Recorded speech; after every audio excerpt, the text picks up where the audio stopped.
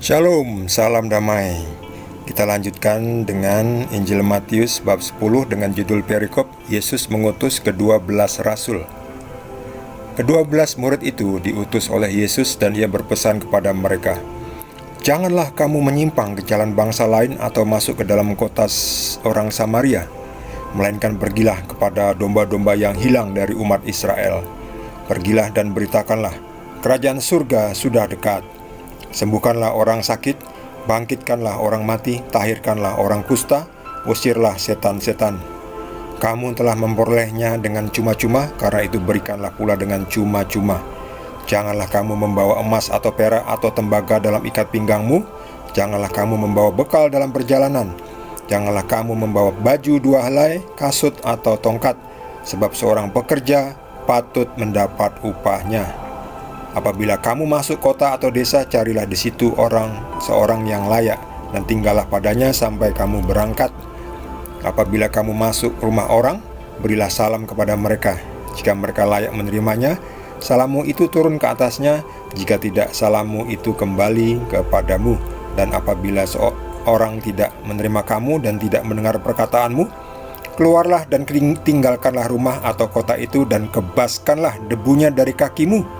Aku berkata kepadamu, sesungguhnya pada hari penghakiman, tanah Sodom dan Gomora akan lebih ringan tanggungannya daripada kota itu." Demikianlah sabda Tuhan.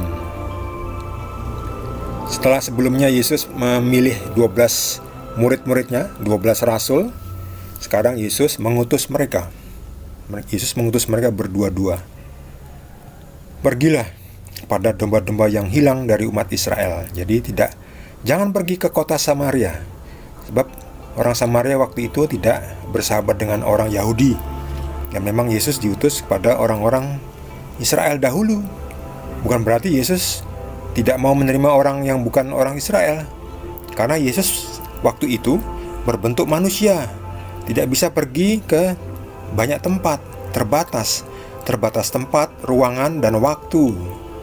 Kalau sekarang Yesus sudah kembali wujud aslinya, yaitu roh. Jadi Yesus bisa ada di mana-mana, bisa menjangkau banyak orang di mana-mana, di banyak tempat, di belahan bumi manapun, di bulan sekalipun, di planet Mars pun. Kalau nanti ada manusia, Tuhan juga ada di planet Mars. Jadi Tuhan ada di mana-mana, Yesus ada di mana-mana. Tetapi 2000 tahun lalu itu Yesus hanya ada di Israel. Jadi ya fokus dulu melayani orang Israel. Nanti setelah Yesus kembali terangkat ke surga, baru Yesus mengutus Roh Kudus, "Pergilah ke seluruh penjuru bumi, wartakanlah kabar kerajaan surga sudah dekat. Sembuhkanlah orang sakit, bangkitkanlah orang mati, tahirkanlah orang kusta, usirlah setan-setan." Lihat ini, Yesus memberi kuasa. Siapa yang punya kuasa? Tuhan. Ini membuktikan Yesus adalah Tuhan, karena Yesus bisa memberikan kuasa. Orang-orang ini bisa memberikan kuasa enggak? Tidak. Orang-orang hanya menyalurkan berkat Tuhan dipakai. Yesus adalah Tuhan. Yesus memberi kuasa, karena Yesus punya kuasa, memberikan kuasa untuk menyembuhkan orang sakit, membangkitkan orang mati. Coba, bisa enggak pengikut setan membangkitkan orang mati? Enggak bisa. Sebab setan itu adalah tempatnya di kematian. Setan itu adalah orang-orang mati.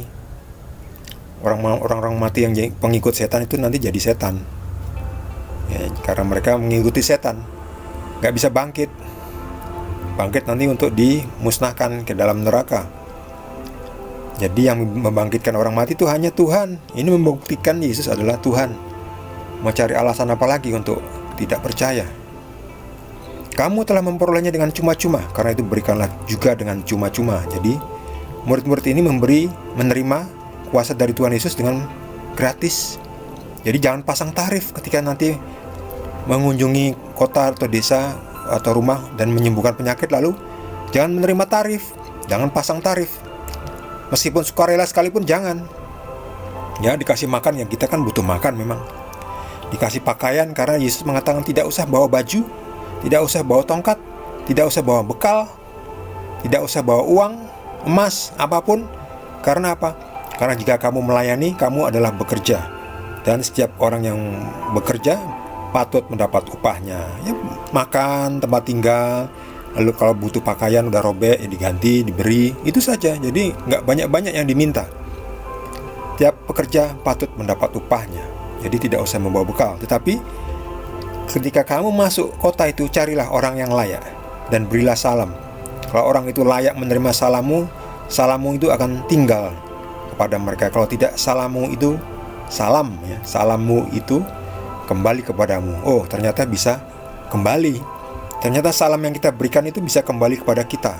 Kalau orang yang kita salami itu tidak layak, artinya orang yang kita salami itu menolak kita, atau orang yang tidak menerima Tuhan Yesus, itu ternyata kembali kepada kita. Salam itu apa? Salam adalah berkat Tuhan, mendapatkan berkat Tuhan, kunjungan Tuhan. Jadi kalau tidak layak itu kembali kepada kita. Jadi jangan khawatir kita mengucapkan salam kepada orang-orang yang kita tidak tahu apakah orang itu baik atau tidak. Kita semua memberikan salam kepada semua orang.